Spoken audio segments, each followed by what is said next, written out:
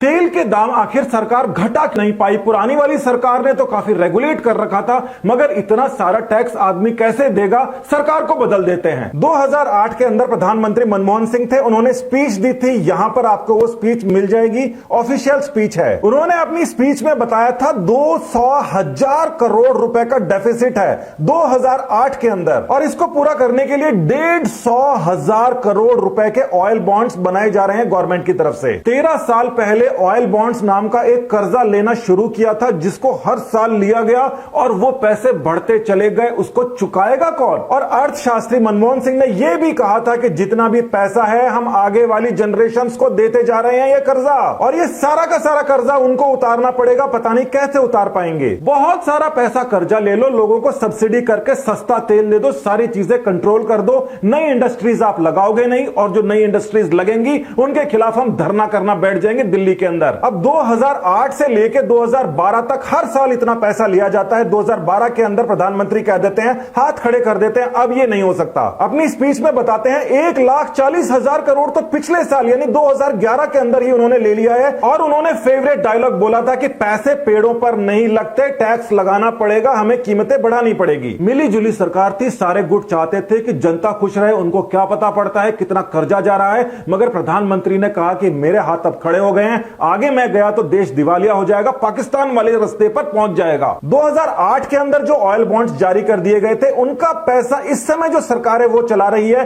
क्योंकि 2008 वाले oil bonds 2018 में जाके मैच्योर होते हैं। यहां पर पैसा उनको वापस करना पड़ता है। इस समय तक सरकार बदल के एनडीए की हो चुकी थी। मतलब इसका यह है कि जो पैसे लिए हैं वो पैसे तो वापस करने ही पड़ेंगे, उनका ब्याज भी वापस करना पड़ेगा। सारा का सारा पैसा मिला के हर साल बढ़ता गया। 10 साल बाद में इसकी पेमेंट होनी शुरू होनी थी। ये जो ऑयल बॉन्ड्स हैं, इनका जो ब्याज है वो देखिए ब्याज कितना बढ़ता जा रहा है। 2008 के अंदर जब मनमोहन सिंह ने कहा था उस समय ये ब्याज था, और 2012 आते आते ये ब्याज पहुंच गया था 10,000 करोड़ केवल और केवल ब्याज के देने जाने थे। 10,000 करोड़ इसके बाद में हर साल दिए जाते हैं केवल और केवल ब्याज के, और साथ के अंदर असल भी दिया जाता है। आप यहां पर देखिए 2009 के अंदर जो बॉन्ड के नाम पर ब्याज लिया गया था वो धीरे धीरे बढ़ते बढ़ते जब उसको पेमेंट किया जाएगा तो 1,44,186 करोड़ रुपए का हो जाएगा। साल दर साल पैसे लिए गए थे, 10 साल बाद में हर साल हजारों करोड़ रुपए मैच्योर हो जाते हैं। वो पैसा भी देना पड़ता है इंटरेस्ट के साथ।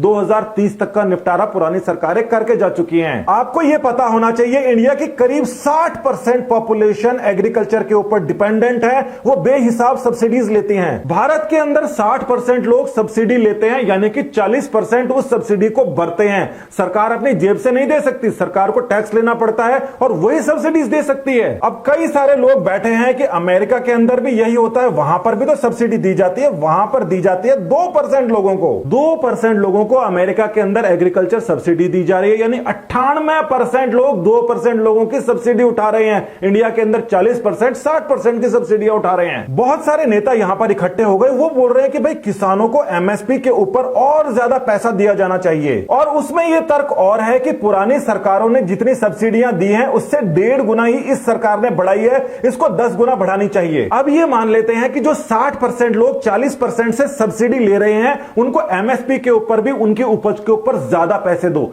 किससे ज्यादा पैसे दो? अमेरिका से भी ज्यादा चाहिए क्या? पहली बात तो अमेरिका के 98% लोग 2% लोगों को सब्सिडी दे रहे हैं, उनका खर्चा उठा रहे हैं। वहीं पर इंडिया के 40% लोग 60% को सब्सिडियां दे रहे हैं। अब अमेरिका वाला भी गेहूं उगा रहा है और इंडिया वाला भी गेहूं उगा रहा है, यानी कि ये दोनों के दोनों जो पॉपुलेशन है ये गेहूं उगा रही है। अब आप सोच के बताओ कि इस गेहूं का प्राइस अमेरिका में क्या है और इस गेहूं का प्राइस इंडिया में क्या है, और यहां के फार्मर्स क्या मांग रहे हैं। देखिए एक बात ढंग से समझ लीजिए, ये बात आपको कोई और नहीं बताएगा। एक नरेशन सेट कर दिया गया है, भारत के ऊपर तगमा लगा दिया गया है कि ये कृषि प्रधान देश है, कृषि प्रधान ही रहो, इंडस्ट्रीज के अंदर मत घुसो, और कृषि प्रधान अगर रहेगा तो दिवालिया बहुत जल्दी हो जाएगा। ये जो गेहूं है ये एक कॉमोडिटी है, इंटरनेशनल मार्केट के अंदर सब लोग इसको बेचते हैं बिल्कुल तेल की तरह। इस तेल के ऊपर आपको सब्सिडी दी गई, और सब्सिडी देकर क्या किया, आपको तेल सस्ता किया। मगर यहां पे जो गेहूं है इसको इंडिया खुद बना रहा है, इसको दूसरों को बेचना चाहिए, इसके ऊपर सब्सिडी देकर इसको महंगा खरीदा जा रहा है, यानी कि तेल के ऊपर भी सब्सिडी और गेहूं के ऊपर भी सब्सिडी। आज का जो अंतरराष्ट्रीय रेट है 1 किलोग्राम का वो 0.20 यूरो है। इसका मतलब यह होता है कि करीब 18 रुपए किलो आज के टाइम में गेहूं मिल रहा है अमेरिका के अंदर, पूरे वर्ल्ड के अंदर 18 रुपए किलो यानी कि 1800 का रेट, जबकि एमएसपी है 1950 और मार्केट में इस समय चल रहा है 2100।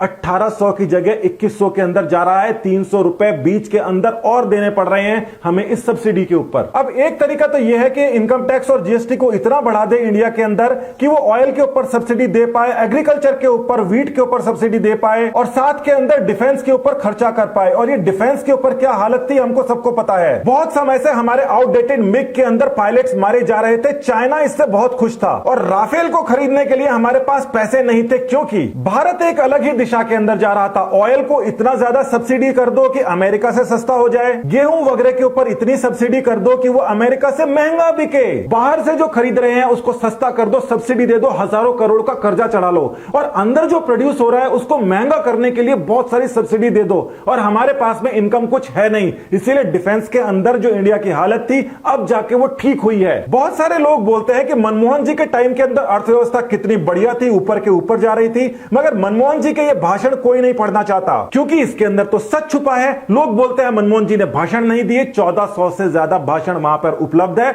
जाके ढंग से देखो। और जो इस समय सरकार कर रही है वो बिल्कुल वही कर रही है जिस चीज के लिए मनमोहन जी ने हाथ खड़े किए थे और वो चाहते थे कि भारत सरकार इस प्रकार से करे, आत्मनिर्भर बने और स्वावलंबी बने। किसानों के लिए सेंटीमेंट सबके हाई है, मगर यह समय है बड़ी कंपनियों का। इंडिया अगर बड़ी कंपनियों के अंदर नहीं गया तो प्रोग्रेस नहीं कर पाएगा, रेट इंटरनेशनल मार्केट में नहीं बढ़ने देंगे ये लोग। केवल 2% लोग इनकम टैक्स देते हैं, या तो उनके ऊपर इनकम टैक्स इतना बढ़ा दिया जाए, व्यापारियों के ऊपर जीएसटी इतना बढ़ा दिया जाए कि सारे के सारे धंधे ठप हो जाएं, इंडिया दिवालिया बन जाए। कई लोग ये कहते हैं कि हम दिवालिया हो जाएंगे मगर फिर भी हमें और ज्यादा सब्सिडी चाहिए। तो देखिए, दिवालिया पाकिस्तान है, आप चले जाइए वहां पर। यहां पर आगे बढ़ने के लिए सख्त फैसले लेने पड़ेंगे और ये सख्त फैसले आज नहीं लिए जा रहे, ये पुराने समय के अंदर बोले गए थे, वो यहां पर लिए जा रहे हैं, उनके पैसे उनको चुकाने पड़ रहे हैं। देश बिल्कुल सही डायरेक्शन में जा रहा है, प्राइम मिनिस्टर के ऊपर किसी प्रकार का आरोप नहीं है। जो लोग इंडस्ट्रियलिस्ट अदानी अंबानी वगैरह के पीछे पड़े हैं कि इन्होंने पैसा खा लिया, वो पहले के सरकारों में भी थे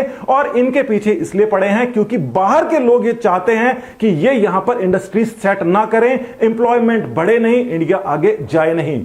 अमेरिका का एग्जाम्पल, इंडिया का एग्जाम्पल आपके सामने है। अमेरिका के अंदर ढेरों अंबानी है, ढेरों अदानी है, इसीलिए वो हमसे आगे है। नमस्कार।